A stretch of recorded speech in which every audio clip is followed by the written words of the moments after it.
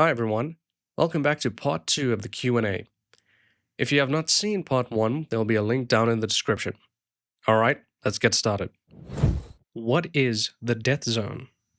The dev zone is that level of spend where you don't get any return. So it's a concept of the diminishing return curve, and then at some point you don't get any return from it. It is quite substantial for companies using last touch and multi-touch attribution. Companies using attribution tools strongly suffer from that dev zone because these attribution tools don't really give them any idea of that diminishing return curve.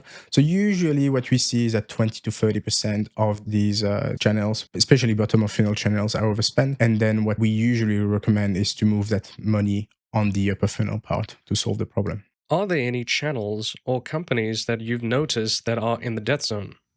Yeah, I mean, the channels where we have to be careful on the dev zones are usually the ones that are very well represented in attribution. So it would be your classic Google search, retargeting, because what happens is that multi-touch attribution will completely overweight on the bottom of the funnel. And the more bottom you are, the less incremental your spend is. And so when you optimize with an attribution tool, you always overinvest in those retargeting, Google search campaigns. What is your POV on programmatic traffic? Well, terrible for now. Like you have, I think the Association of Marketing in the United States, like estimate that only 36 cents on the dollar is actually spent in programmatic to a human. And because there's a lot of hidden fees and a lot of bot traffic. And the problem is that we have the technology to sort it out. But there's a conflict of interest is because if those programmatic vendors are solving the problem, then they will have, I think, much less revenue. I see in some clients bot traffic level going to 65% of their bottom of funnel activity, like add to cart, for example. And the retargeting campaign doesn't solve it, as I have seen the similar amount of bot traffic on retargeting campaign. So just using retargeting doesn't protect you from bot traffic. There's a lot of things that we could do to solve it. I think the technology is there to solve it, but it's not solved. And so, yeah, you should assume that 2/3 of your money on programmatic is completely wasted. There was a very interesting paper I read recently which mentioned the importance of placement, which by experience I totally agree with. The reason is if you dive into the placement of your programmatic, you're going to see a lot of weird websites like games.tz and things like this, like things like nobody would go. But if you go on those websites, you'll see that there is actually 100 tiles of programmatic image, and then all of these tiles will have counted one impression on all of these buyers. But that problem will be less likely if, for example, you have a tile on the New York Times, on the Guardian. So placement is extremely important. And so we really have to look at programmatic in a different lens and be very controlling on where the ad appears. Also, you have to think about how people are using the internet today. Like people are mostly going on social media, they're going on YouTube, they use AI for some search. So people go much less to websites. And it is on those websites that you have your programmatic impression that you pay for. So just from like a more philosophical standpoint is, does it make sense that we invest in a lot of programmatic placements? But as I explained, placement is important. So all I just said, like, is not important if you really focus on where your ads appear, and also if you make sure that you have a seller JSON everywhere, that you can track exactly the user ID, etc., etc. What is your stance on surveys? My stand on surveys is that it is the most powerful thing in measurement. Like there's nothing close to it. And it's one of the cheapest ones to implement, funny enough. So my first experience with the importance of survey, it was when I was working for Oracle. And I started to dive into sales notes. And that's where I really saw the clear disparity between what attribution was saying and what buyers were saying. And then like when I started to implement surveys with my clients, like we really saw the disparity over and over and over and over again. What people say is like, oh yeah, people forget. The thing is, surveys have a much longer memory than statistical methods because everything that is incrementality relies on signal over noise. And your signal disappear under the noise at some point. So surveys have actually much longer memory than your statistical method. And so it covers a lot of blind spots that other method could miss, like very much longer term effect. Everything, for example, can't really capture everything more than 4 weeks. Incrementality not. Like a lot of people say, oh yeah, if you want to capture the long term effect, like just increase the window of your incrementality test, which is no, that doesn't make it fit for long-term effect because you still have the problem of signal to the noise.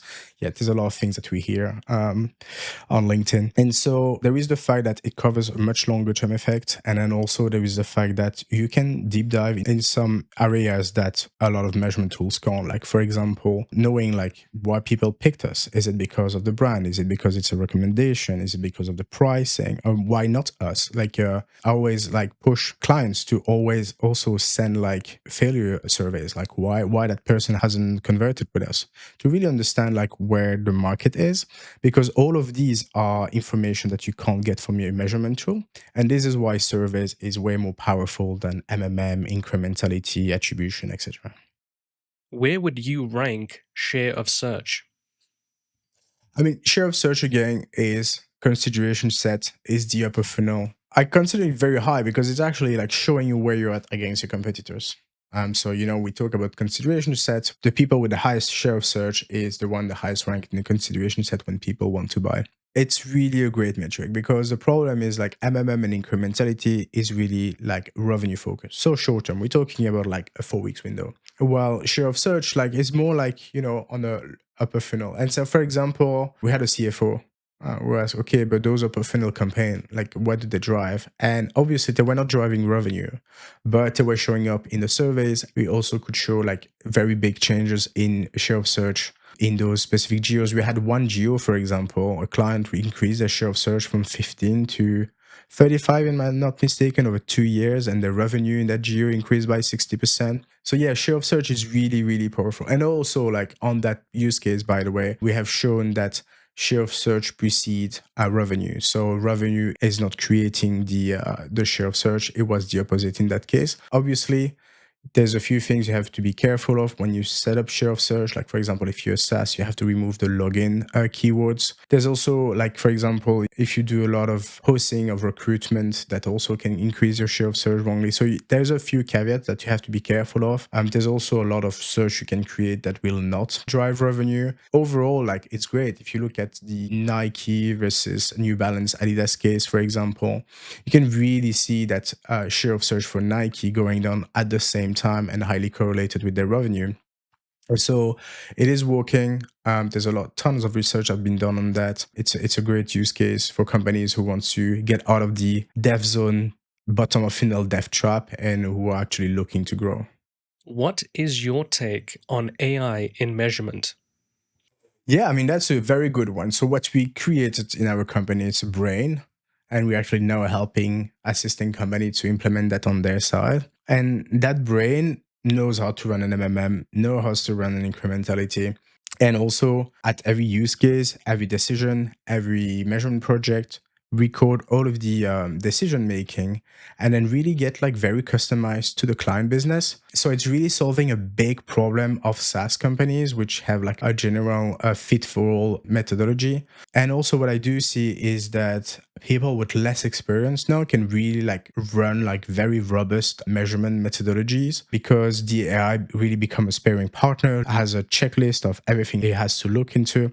So the impact will be great. The only thing, of course, is that you need to build your brain because AI is kind of dumb if it doesn't have like the right information to your problem. But once you solve this, which is the thing we did, it's incredible. Like we can run a whole incrementality test in a project in a couple of hours, which before used to take us like a couple of days. We can run an in a half a day, which before used to take us a much longer time. So yeah, AI is really there, and AI really improved performance. I think the last thing I want to say is that a lot of people say, oh, we don't see the return on investment on AI. I think last year that was true. There was a lot of slop, but now like AI has really improved. And if your company still doesn't get the return from AI, I think it's more an executional problem now than the technology one. What is a day in your life? In my life, I wake up at 5 a.m. I walk for a couple of hours, and then I wake up my kids, and then I drop them to school, and I start again to work around 9:15, and then I usually work all the way to 9 p.m. that's basically that's basically my life right now. Yeah. So I decided to be an entrepreneur for the freedom. I am indeed more free. in a lot of ways, but I do work much more. But I really enjoy it. I think it's an exciting journey, and I'm happy I'm building this and helping a lot of companies to solve their measurements. And I'm really proud of what the team has achieved. I think objectively, from like a complexity perspective, we're way ahead a lot of measurement vendors and even some channel models. So yeah, it's great. I'm enjoying it. What are you reading, and do you have any recommendations? I don't read a lot for the moment because of the time needed to be able to read. But there's obviously like those papers I really love, really enjoy rereading. Like we have the cost of deal, you have the curve deal, you have the long and the short of it. All of these marketing papers are amazing. Courageous Marketing from UD is a great book you should read too, because it is very important for people who are stuck in the bottom of funnel rat wheel to read this, because they'll see that there is another way to make marketing actually work. And yeah, that is about it. Guys, if you like the video, just like and subscribe. You can go to our website where I cover my use case, and if you need a hand on anything, just reach out.